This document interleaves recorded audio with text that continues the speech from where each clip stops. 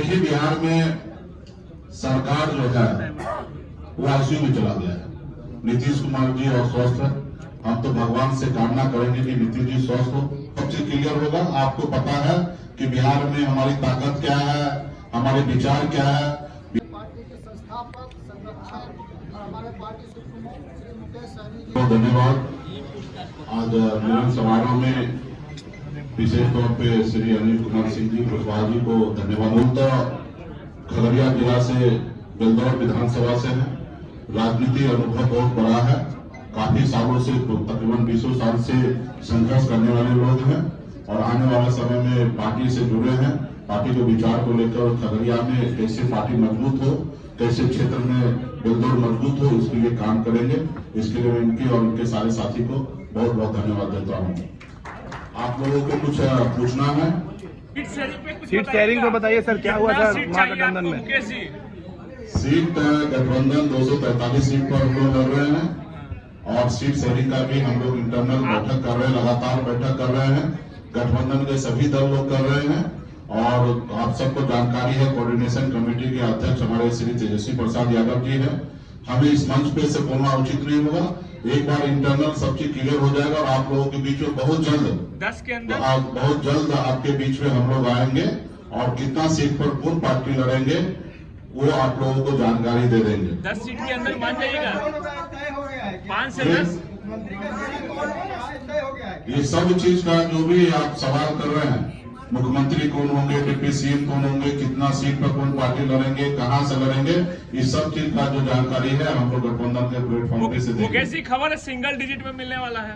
वो जो भी मिलेगा वो सब हम लोगों को सबको पता है और आने वाला समय में आप लोगों को जानकारी। आप क्या चाहते हैं, क्या उम्मीद लेके चल रहे हैं? क्योंकि बार बार ज्वाइनिंग करवा रहे हैं, काफी लोग आ रहे हैं आपके साथ। आप उम्मीद भी जो भी लेके चल रहे, गठबंधन के बीच में रखे अपनी बात को, वहां से सब चीज क्लियर होगा। आपको पता है कि बिहार में हमारी ताकत क्या है, हमारे विचार क्या है।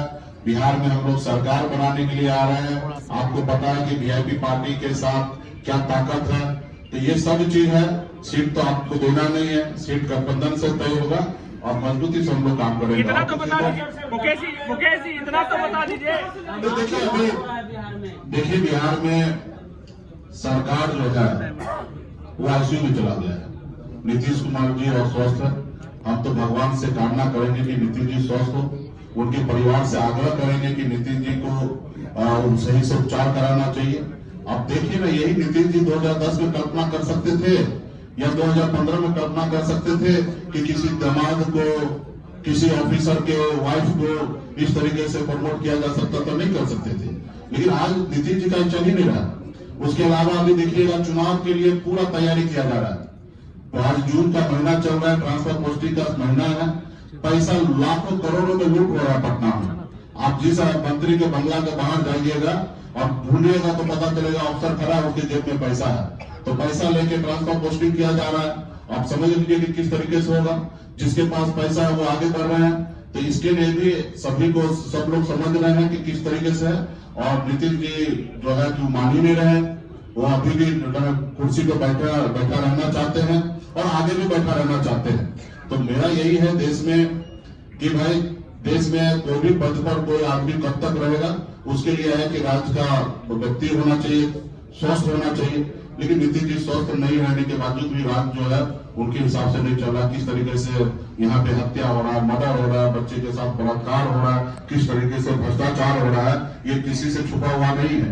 किस तरीके से सरकार का पैसा कोई पार्टी अपने प्रचार करने के लिए, अपने वाहवाही करने के लिए 1-2 रुपया नहीं, सैकड़ों करोड़ रुपया खर्च किया जा रहा है। इससे पहले भी यूपीए के सरकार के समय में आप देखते होंगे कि इस तरीके का घोषणा जो होता था वो दिल्ली से, वहां से बटन दबा के कर दिया जाता था। लेकिन आज क्या किया जा रहा है?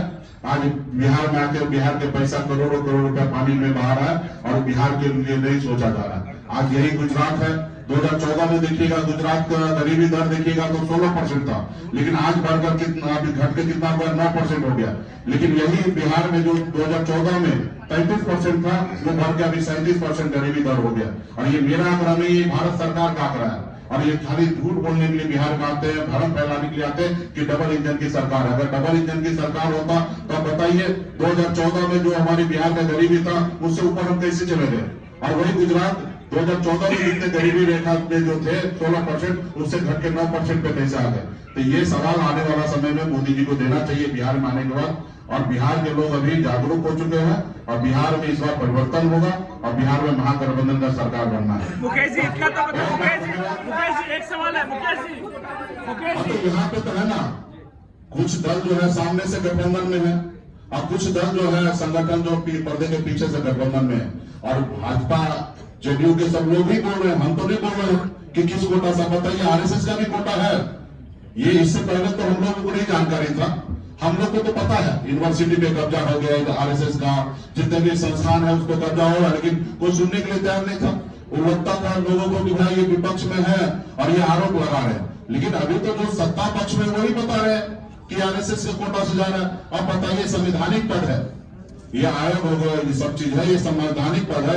यहाँ पे जो भी व्यक्ति हो वो न्यूट्रल होना चाहिए, किसी दल के बारे में नहीं सोचना चाहिए, वो अपने राज्य के प्रति, नागरिक के प्रति सोचना चाहिए। अगर वहां पे अगर आरएसएस के लोग अगर पहुंच रहा है तो निश्चित तौर पर वो आरएसएस के एजेंडा पे बात करेंगे, आरएसएस के बारे में बात करेंगे। तो आने वाला समय में हम लोग काम करने के लिए जाएंगे।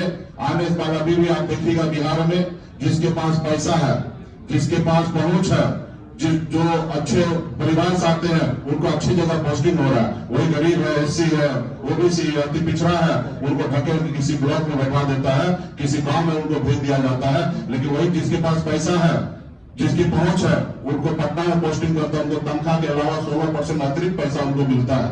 तो ये सारे चीज को भी आने वाले समय में परसों हम खुलासा करेंगे।